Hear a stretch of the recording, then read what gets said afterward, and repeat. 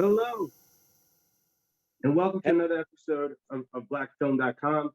I am your host, Drew J. Carter. I have the pleasure of talking to Joseph Marcell on his new movie, The Exorcism of God.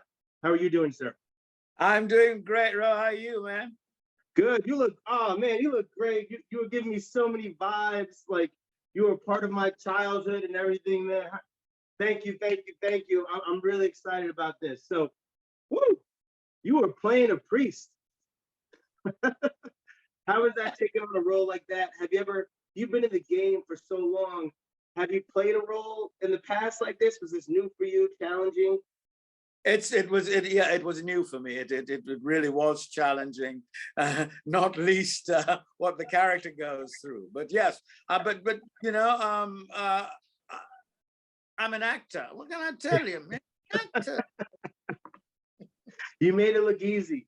Um, I love like in a lot of these horror movies, there's no comedic like just time to like just settle down and enjoy the movie. And your character brings that role. Is that on purpose? Like, do you have to bring a comedic side to your characters, or is that just something just happened? That's how it was written. Oh, really? Yeah, and that's what Alejandro wanted, because they felt that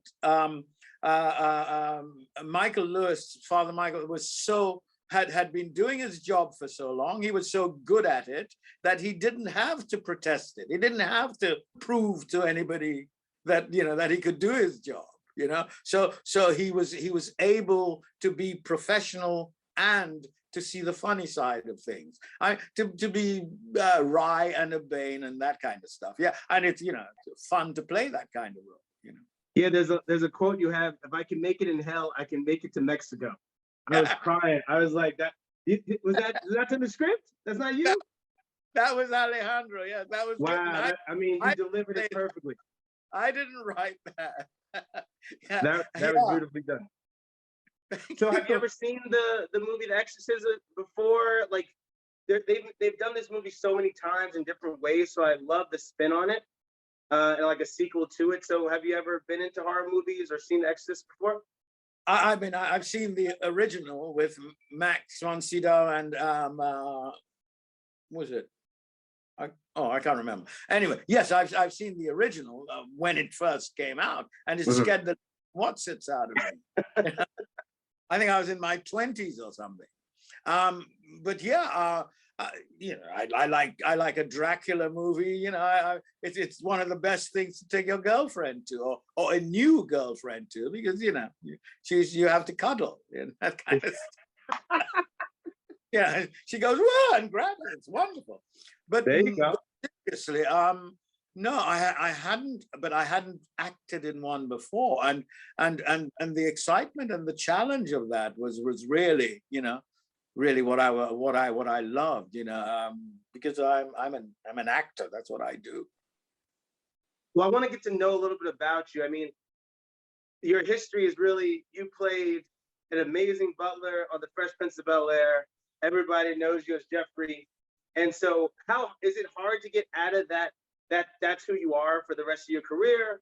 Or are you like, you just enjoy it? Or how does that help you in terms of getting other roles? Well, Jeffrey was, by the time I got to play Jeffrey, I had been a member of the Royal Shakespeare Company for at least 8 to 10 years. I had acted on Broadway with the Royal Shakespeare Company.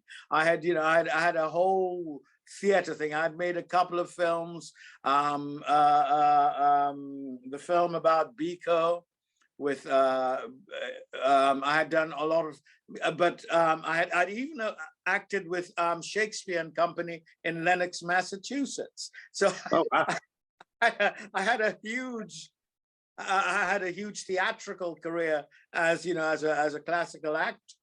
And it was, when they saw me in Measure for Measure and Endgame in Los Angeles, that somebody suggested that maybe this is the man who could play Jeffrey.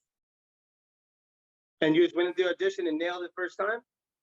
I went into audition and I got on with Will Smith, and yeah, I nailed it first time. Wow. So what would you tell somebody, now we have the new Bel-Air out. what would you do to tell somebody who's like, listen, man, I don't know where this could be. This could be a hit. How do you go into that role or go into that energy? Well, you sort of you tell them that they can't, they have to judge what they see, not what they imagine it should be. It's a different story. It's for one thing, our story was set in the 90s. This is set in the 2022s or whatever it is. So it's a different time. I am 30 years older than I was then. And this is with the advent of Black Lives Matter and all that, the versatility of the non-white actor is beginning to make inroads, and that's what they should see, because those people are really talented people, from Jabari down to Jimmy, they're extraordinary people. But it's also looking at the obverse of those characters of the 90s, looking at the other side of them. Yeah. I kind of wish you had a little more grit like that. Yeah, the new Jeffrey is a little gangster. I'm like, oh man. Oh yeah, I mean, but then it's a different, it's a different time, different character. TV wasn't ready for it yet. It wasn't the time. It wasn't the right time. Well, yeah, I mean, they weren't ready for a Black man who's a partner in a law firm, who lives in Bel-Air, who runs a huge international law firm, that kind of. So we cut the grass and chopped the branches and made the path. So in this role, you're playing a priest. Was it was taped all in Mexico? Yeah, filmed all in Mexico, yeah. Filmed all in Mexico. I played a priest in a UCLA movie you'll never see. And I had to be mindful of me being in character. So, you had a break on set, and then I have the garb on and walking around. And there's a respect you give it. Did you feel you had to do that or no? Like, I'm an actor, I'm just hanging out. Did you feel like you had to respect what you were wearing? Oh yeah, come on, it's like it had to be when I wasn't playing a scene. I mean, I'd either take it off or it had to be covered. Because you have to remember, it's not you, it's the effect it has on other people. Yeah. They see the dog collar, they see the cross, and they think, look at him standing in the corner smoking a cigarette. Yeah, you're having a lot of tequila in this movie. Let's get a drink. Well, exactly. So you kind of respect the role that you're playing, but that doesn't mean I was a dull party pooper. I mean, I just did my job when I was working, and when I wasn't working, I was having fun. Having a good time. Yeah. Did you train for this movie? Because you're moving a lot. There's a lot of running. There's a lot of action scenes. I mean, I don't think you've ever done this much action in your career. I could be wrong. Okay. Well, I ran in my youth in 1981. I ran the first London Marathon. Okay. Then I ran a marathon in Greece. I've done two. I try. The pandemic kind of put the mockers on that. I try to swim every day. But okay. Yeah, I'm a senior citizen. I'm a mature woman. but yes, I mean, but that's the excitement of the job. That every day is unpredictable. Today we're doing a scene where I have to run. My God, it means I got to go to bed early. Oh man. It's every moment's a challenge. It's wonderful. That's funny. Yeah, you know what? You gave me a good outlook on life. You can do it. It's just how you approach it for the next day. Absolutely. So how long are you back in London now? Yes. You've been there since the pandemic and everything, or when did you leave? I've been to and from. I got back to London on the 10th of February. I went. I was in Los Angeles for the premiere of Bel-Air. Nice. Then I came to do something else. I think it was. I can't. Was it? Anyway, since the pandemic, I've been 4 or 5 trips. Yeah, I mean, and then, you know, I've got a granddaughter and my son. So and my family, you know, one part of my family is there, so I have to visit them. And of course, I have to work, you know.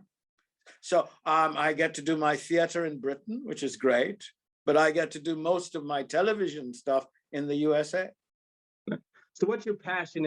If you had a choice going further or just for the end of your career, would you rather have more passionate pieces or just roles that challenge you?